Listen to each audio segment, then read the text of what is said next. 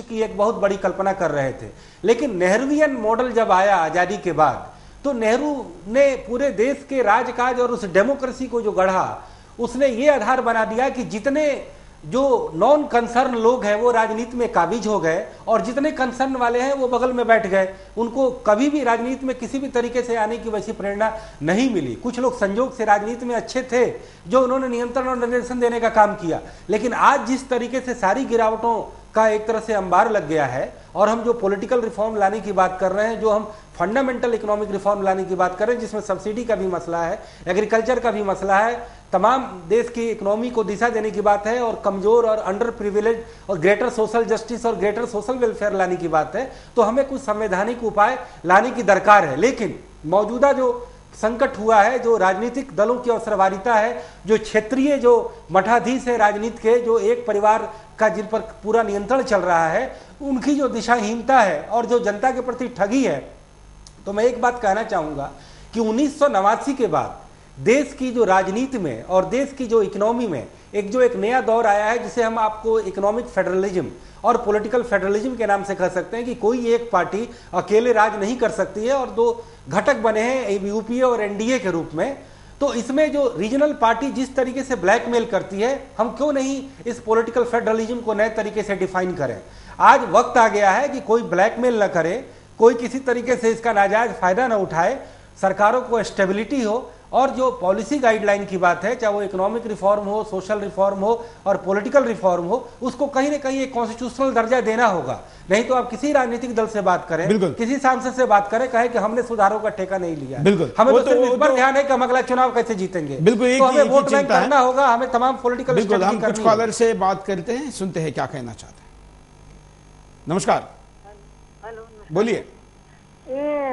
Hello, हाँ, ये जो मतलब ममता जी ने समर्थन दाखिले लिया, ये जो ममता ने समर्थन वापस ले लिया ना जी।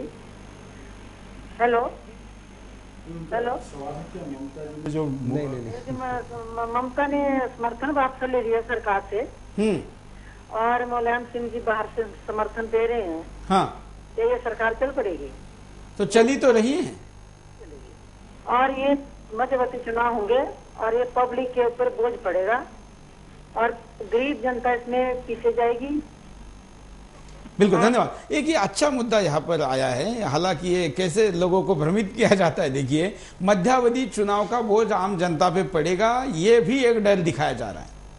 नहीं, ये डर भी है और एक भ्रम है, क्योंकि मध्यावधि आज तक जो भी जो एक यथार्थ के आंकड़े हैं, जो एक जिनको पुटअप किया जाता है, जो सही जो बताया जाता है कि नंबर 1 का जो कहना चाहिए, उसके हिसाब से अगर चुनाव में आज तक का भी चुनाव का भारत सरकार 10,000 करोड़ से ऊपर का नहीं बताती। अगर 10,000 करोड़ रुपए खर्च करके भी चुन करके कोई स्पष्ट बहुमत वाली जनता से सरोकार रखने वाली सरकार आ जाए, तो वो जनता के लिए सस्ता सौदा है, बहुत सस्ता, बजाय इससे कि 1,30,000 करोड़, 1,90,000 करोड़, 2,82,000 करोड़ के घोटाले सामने। बिल्कुल, तो ये लाखों करोड़ के घोटालों से अच्छा है कि 10,000 करोड़ का हम एग्जाम का रीचेक पेपर की फीस भर दे, और एक अच्छा दोबारा ये चुनाव किया जाए, जिससे कि दल कोई भी आए लेकिन प्रक्रिया नहीं हो और ये दोबारा नाटक ना हो सके, ऐसा कुछ हो। हम उपाय पे नजर डालते हैं। क्षेत्रीय दल दोगली राजनीति से बाज आए। ऐसा नहीं है कि आज जनता इन क्षेत्रीय दलों की दोगली नीति को नहीं पहचान रही है। जनता अब समझने लगी है कि ये दल दिखावे के लिए विरोध कर रहे हैं। इसीलिए अब इन क्षेत्रीय दलों को समझ जाना चाहिए कि अगर ये दल ऐसी ही दोगली नीति अपनाते रहे तो जनता को उन्हें नकारने में देर नहीं लगेगी। जनता आगे आकर ऐसे क्षेत्रीय दलों के खिलाफ खड़ी हो। जो दल सरकार के संसद के अंदर समर्थन कर रहे हैं और सड़कों पर सरकार के खिलाफ हैं, ऐसे दलों को जनता पहचाने और आगे आकर ऐसे दलों का विरोध करे, क्योंकि इन दलों का ये दोगला खेल देश को और आम आदमी के बिल्कुल खिलाफ है। माया मुलायम अपने स्टैंड क्लियर करें। एक ओर संसद में भ्रष्ट सरकार, साथ ही दूसरी ओर सड़कों पर सरकार का विरोध ये जनता को किस तरह से पागल बना रहे हैं, इसका अंदाजा आप खुद ही लगा सकते हैं। इसलिए बेहतर यह है कि माया मुलायम और डीएमके ममता बनर्जी की तरह कोई निर्णायक कदम उठाएं, या तो सरकार के साथ रहें या फिर सरकार के खिलाफ जाएं। मीडिया संस्थान आगे आकर ऐसे दलों की हकीकत बताएं।